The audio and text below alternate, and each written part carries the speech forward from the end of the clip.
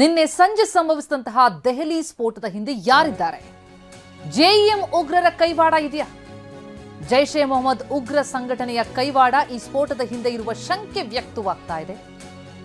ಯಾಕಂದ್ರೆ ಈ ಜೈಷೆ ಸಂಘಟನೆಯ ಲಿಂಕ್ ಹೊಂದಿದ್ದ ಈ ಉಮರ್ ಸ್ಫೋಟಗೊಂಡಂತಹ ಕಾರನ್ನ ಓಡಿಸ್ತಾ ಇದ್ನಲ್ಲ ಶಂಕಿತ ಉಗ್ರ ಡಾಕ್ಟರ್ ಉಮರ್ ಮೊಹಮ್ಮದ್, ಆತ ಕೆಂಪುಕೋಟೆ ಬಿಟ್ಟು ಬೇರೆ ಸ್ಥಳದಲ್ಲಿ ಸ್ಫೋಟ ಮಾಡೋದಕ್ಕೆ ಪ್ಲಾನ್ ಮಾಡ್ಕೊಂಡಿದ್ದ. ಜನನಿಬಿಡ ಪ್ರದೇಶದಲ್ಲಿ ಸ್ಫೋಟಕ್ಕೆ ಸಂಚು ರೂಪಿಸಲಾಗಿತ್ತು. ಆದರೆ ಮಿಸ್ ಆಗಿ ಕೆಂಪುಕೋಟೆ ಬಳಿನ ಕಾರು ಸ್ಫೋಟಗೊಂಡಿದೆ. ಅದರ ಪರಿಣಾಮ ಇವರಿಗೆ 9 ಮಂದಿ ದುರ್ಮರಣಕ್ಕೀಡಾಗಿದ್ದಾರೆ. ನಿನ್ನೆ ಸಂಜೆ 6:25 ಸುಮಾರಿಗೆ ಸ್ಫೋಟ ಸಂಭವಿಸಿತು. ಕೆಂಪುಕೋಟೆಯ ಬಳಿ ಮೆಟ್ರೋ ಸ್ಟೇಷನ್ ಮತ್ತು ಈ ಕಡೆ ಚಾಂದಿನಿ ಚೌಕ್ ಆ ಜಂಕ್ಷನ್ ಭಾಗದಲ್ಲಿ ಸಿಗ್ನಲ್ ಹತ್ತಿರ ಕಾರ್ ಪಾಸ್ ಆಗ್ತಾ ಇದ್ದಂಥ ಸಂದರ್ಭದಲ್ಲಿ ಸ್ಫೋಟಗೊಳ್ಳುತ್ತೆ. ಸುಟ್ಟು ಕರಕಲಾಗಿರುವಂತಹ ಕಾರನ್ನು ಗಮನಿಸ್ತಾ ಇದ್ದೀವಿ. ಅದರೊಳಗಡೆ ಇದ್ನಲ್ಲ ಶಂಕಿತ ಉಗ್ರ ಡಾಕ್ಟರ್ ಉಮರ್ ಮೊಹಮ್ಮದ್, ಆತನಿಗೆ ಸೇರಿರುವಂತಹ I-20 ಕಾರು ಕೆಂಪುಕೋಟೆ ಬಿಟ್ಟು ಬೇರೆ ಸ್ಥಳದಲ್ಲಿ ಸ್ಫೋಟ ಮಾಡಬೇಕು ಅಂತ ಪ್ಲಾನಿಂಗ್ ಮಾಡಿದ್ದಾರೆ.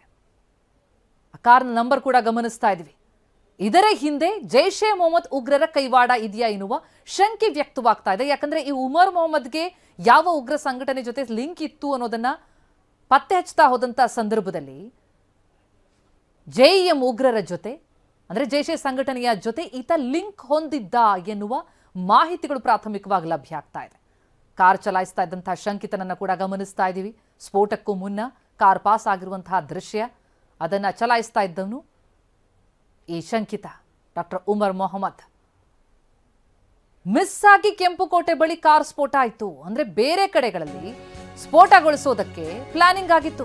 ಸ್ಫೋಟದ ತನಿಖೆ ವೇಳೆ ಈ ಶಾಕಿಂಗ್ ವಿಚಾರ ಬಯಲಾಗಿದೆ. ಈ ಸ್ಫೋಟಕ್ಕೆ ಜಮ್ಮು, ಫರೀದಾಬಾದ್, ದೆಹಲಿ ನಂಟಿರೋದು. ಅಂದ್ರೆ ವೈಟ್ ಕಾಲರ್ ಉಗ್ರರು ಇದರಲ್ಲಿ ಕೈವಾಡ ಹೊಂದಿರುವಂತಹ ಅನುಮಾನ. ಶಂಕಿತ ಡಾಕ್ಟರ್ ಉಮರ್ ನಬಿ ಹೆಸರಲ್ಲಿದೆ I-20 ಕಾರು.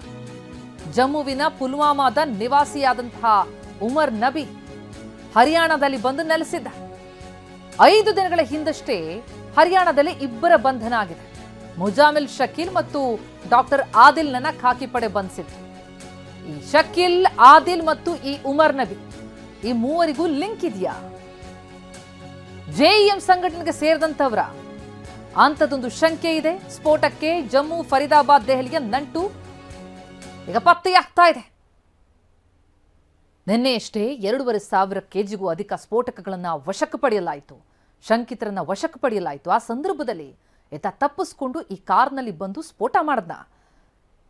2 ವಿಚಾರಗಳೀಗ ಬಯಲಿಗೆ ಬರ್ತಾ ಇರುವಂಥದ್ದು. ಒಂದು, ಸ್ಫೋಟ ಮಾಡೋದಕ್ಕೆ ಬೇರೆ ಜಾಗಗಳನ್ನು ಗುರುತಿಸಲಾಗಿತ್ತು. ಆದರೆ ದಾರಿ ಮಧ್ಯದಲ್ಲೇ ಇಲ್ಲಿ ಕೆಂಪುಕೋಟೆಯ ಬಳಿಯಲ್ಲಿ ಸ್ಫೋಟ ಆಯಿತು ಅನ್ನುವಂಥದ್ದು ಮಾಹಿತಿ. ಜೊತೆಗೆ ಕಾರ್ ಚಲಾಯಿಸ್ತಾ ಇದ್ದಂಥ ಶಂಕಿತನಿಗೂ ಉಗ್ರ ಸಂಘಟನೆಗೂ ಲಿಂಕ್ ಇದೆಯಾ? ಹರಿಯಾಣದಲ್ಲಿ ಬಂದು ನೆಲೆಸಿದಂತಹ ಈ ಉಮರ್ ನಬಿಗೂ, ಶಕೀಲ್ ಮತ್ತು ವಾದಿಲ್ಗೂ ಲಿಂಕ್. ಇಬ್ಬರು ಬಂಧನ ಆಗ್ತಾ ಇದ್ದಂತೆ ದೆಹಲಿಯಲ್ಲಿ ಸ್ಫೋಟ ಆಗಿದೆ. ಡಾಕ್ಟರ್ ಉಮರ್ ನಬಿ ಭಯಗೊಂಡು ಬ್ಲಾಸ್ಟ್ ಮಾಡಿರುವಂತಹ ಅನುಮಾನ ಇದೆ. I-20 ಕಾರ್ನಲ್ಲಿ ಸ್ಫೋಟಕ ತುಂಬಿ ಬಂದು ಈ ಬ್ಲಾಸ್ಟ್ ಮಾಡಿರೋದ ಉಗ್ರರ ನಂಟಿನ ಬಗ್ಗೆ ತನಿಖೆ ನಡೆಸ್ತಾ ಇದ್ದಾರೆ ಪೊಲೀಸರು. ಎಲ್ಲ ಆಂಗಲ್ಗಳಲ್ಲೂ ಕೂಡ ತನಿಖೆಯನ್ನು ನಡೆಸಲಾಗ್ತಾ ಇದೆ. 9 ಜೀವಗಳು ಬಲಿಯಾಗಿದೆ. 20ಕ್ಕೂ ಅಧಿಕ ಮಂದಿ ಗಾಯಗೊಂಡಿದ್ದಂಥದ್ದು. ಭಾರಿ ಜನನಿಬಿಡ ಪ್ರದೇಶನೇ ಅದು ಕೂಡ. ಕೆಂಪುಕೋಟೆಯ ಬಳಿಯಲ್ಲೇ ಜಂಕ್ಷನ್, ಅದು ಒಂದು ಕಡೆ ಚಾಂದಿನಿ ಚೌಕ್ ಹೋಗುವಂತಹ ಜಾಗ, ಈ ಕಡೆ ಮೆಟ್ರೋ ಸ್ಟೇಷನ್, ಸ್ವಲ್ಪ ಮುಂದೆ ಸಾಗಿದ್ರೆ ಕೆಂಪುಕೋಟೆ. ಈ ಘಟನೆ ಕುರಿತಂತೆ ಇನ್ನಷ್ಟು ಡೀಟೇಲ್ಸ್ ನೀಡ್ತಾ ಹೋಗ್ತಾರೆ ನಮ್ಮ ಪ್ರತಿನಿಧಿ ಮಹೇಶ್. ಈಗ ಸಂಪರ್ಕದಲ್ಲಿದ್ದಾರೆ. ಮಹೇಶ್, ನಿನ್ನೆ ಸಂಜೆ ಸಂಭವಿಸಿದಂತಹ ಸ್ಫೋಟ ಇಡೀ ದೇಶವನ್ನ ಬೆಚ್ಚಿ ಬೀಳಿಸಿದೆ. ಈಗ ಜೈಷ್ ಎ ಮೊಹಮ್ಮದ್ ಸಂಘಟನೆಯ ನಂಟು ಇಲ್ಲಿ ಪತ್ತೆಯಾಗ್ತಾ ಇರುವಂತದ್ದು. ಈ ಉಗ್ರರಿಗೂ ಜೊತೆಗೆ ಅಂದ್ರೆ ಶಂಕಿತ ಉಗ್ರರೇನು ಪತ್ತೆಯಾದ್ರು, ಜೊತೆಗೆ ಈ ಸ್ಫೋಟ ಮಾಡಿದಂಥವ ಇವರೆಲ್ಲರೂ ಕೂಡ ಒಂದೇ ಗ್ಯಾಂಗ್ಗೆ ಸೇರಿದಂಥವರ ಪ್ರಾಥಮಿಕ ತನಿಖೆಯಲ್ಲಿ ಏನೇನು ಮಾಹಿತಿಗಳು ಲಭ್ಯ ಆಗ್ತಾ ಇದೆ? ಪ್ರತಿಮಾ ಖಂಡಿತ ಅಂದುಕೊಂಡಂತಾಗಿದ್ರೆ ಬೇರೆ ಬೇರೆ ಸ್ಥಳಗಳಲ್ಲಿ ಏನು ಒಂದು ಸ್ಫೋಟ ಆಗಬೇಕಾಗಿತ್ತು, ದೇಶದ ಪ್ರಮುಖ ನಗರಗಳಲ್ಲಿ ಸ್ಫೋಟಕ್ಕೆ ಸಂಚು ಕೂಡ ರೂಪಿಸಿದ್ರು. ಆದರೆ ಅಡ್ವಾನ್ಸ್ ಆಗಿ ಅಧಿಕಾರಿಗಳು ದಾಳಿ ನಡೆಸಿ ಆ ಉಗ್ರರನ್ನು ಪತ್ತೆ ಹಚ್ಚಿ ವಶಕ್ಕೆ ಕೂಡ ಪಡೆದಿರುವಂಥದ್ದು. ಈ ವಶಕ್ಕೆ ಪಡೆದಂಥ ಹಿನ್ನೆಲೆಯಲ್ಲಿ ಭಯಭೀತರಾದಂಥ ಏನು ಭಯೋತ್ಪಾದಕ ಕೃತ್ಯ ನಡೆಸಿರುವಂಥದ್ದು ಕೂಡ ಈ ಬೆಳಕಿಗೆ ಬರ್ತಾ ಇರುವಂಥದ್ದು. ಈಗ ನಾವು ದೃಶ್ಯದಲ್ಲಿ ನೋಡಬಹುದಾಗಿದೆ, ಪ್ರಮುಖವಾಗಿ ದೆಹಲಿಯ ಒಂದು ಕೆಂಪುಕೋಟೆ ಬಳಿ ನಾವಿರುವಂಥದ್ದು. ಈಗ ನಾವು ದೃಶ್ಯದಲ್ಲಿ ನೋಡ್ಬೋದು, ಈಗಾಗಲೇ ಪರದೆ ಏನು ಬಿಟ್ಟು ಅದನ್ನು ಹಿಂದೆ ಒಂದು ತನಿಖೆ ಕೂಡ ಮಾಡ್ತಾ ಇರುವಂಥದ್ದು. ಪ್ರಮುಖವಾಗಿ ಈತನ ಹಿಂದೆ ನೋಡೋದಾದ್ರೆ ಫರೀದಾಬಾದ್ ಮತ್ತೆ ಭಯೋತ್ಪಾದಕ ಘಟಕದ ಶಂಕಿತನಿಂದ ಕೃತ್ಯ ನಡೆದಿರೋದು ಕೂಡ ಗೊತ್ತಾಗ್ತಾ ಇದೆ. ಭಯೋತ್ಪಾದಕ ಡಾಕ್ಟರ್ ಉಮರ್ ಮೊಹಮ್ಮದ್ ನಿಂದ ಕೃತ್ಯ ಶಂಕೆ ವ್ಯಕ್ತ ಆಗ್ತಿರುವಂಥದ್ದು. ಪ್ರಮುಖವಾಗಿ ಈತ ಫರೀದಾಬಾದ್ನ ಆಲ್ ಫಲಾಹ್ ವೈದ್ಯಕೀಯ ಕಾಲೇಜಿನ ವೈದ್ಯನಾಗಿ ಕೆಲಸ ಮಾಡ್ತಾ ಇದ್ದ ಅನ್ನೋದು ಕೂಡ ಗೊತ್ತಾಗ್ತಾ ಇದೆ. ಇನ್ನು ಕಳೆದ ವಾರ ಬಂಧಿಸಲ್ಪಟ್ಟಂತ ಅನಂತನಾಗ್ ಜಿಲ್ಲೆಯ ಒಂದು ಸರ್ಕಾರಿ ವೈದ್ಯಕೀಯ ಕಾಲೇಜಿನ ಮಾಜಿ ಹಿರಿಯ ವೈದ್ಯರಾಗಿರ್ತಾರೆ ಈತನ ಗುರುಗಳು, ಅಂದ್ರೆ ಆದಿಲ್ ಅಹಮದ್ ರಾಥರ್ ಅವರ ಆಪ್ತ ಸಹಚರ ಕೂಡ ಆಗಿರ್ತಾರೆ ಅನ್ನೋದು ಕೂಡ ಗೊತ್ತಾಗ್ತಾ ಇದೆ. ಇಲ್ಲಿ ಏನು ಅಂತ ಹೇಳಿದ್ರೆ ಉಗ್ರ ಸಂಘಟನೆಯ ಜೊತೆ ನಂಟು ಹೊಂದಿದ್ದರಾಗಿ ಕೂಡ ಗೊತ್ತಾಗ್ತಾ ಇರುವಂಥದ್ದು. ಸದ್ಯ ಈತನೇ ಕಾರನ್ನ ಏನು ಚಲಾಯಿಸಿಕೊಂಡು ಬಂದಿರೋದು ಅನ್ನೋದು ಕೂಡ ಗೊತ್ತಾಗ್ತಾ ಇರುವಂಥದ್ದು. ಶಂಕಿತನು ಈತನೇ, ಬ್ಲಾಸ್ಟ್ ಮಾಡಿರುವಂಥದ್ದು ಈತನೇ. ಈಗ ಇದರ ಹಿನ್ನೆಲೆ ನೋಡೋದಾದ್ರೆ ಫರೀದಾಬಾದ್ನಲ್ಲಿ ಯಾವಾಗ ಸ್ಫೋಟಕ ವಸ್ತುಗಳನ್ನ ವಶಕ್ಕೆ ಪಡೆದು ಅವರನ್ನು ಏನು ವಿಚಾರಣೆ ನಡೆಸ್ತಾರೆ, ಆ ಒಂದು ಭಯದಿಂದ ಈ ಒಂದು ಸ್ಫೋಟ ಮಾಡಿರುವಂಥ ಸಾಧ್ಯತೆ ಕೂಡ ಇರುವಂಥದ್ದು.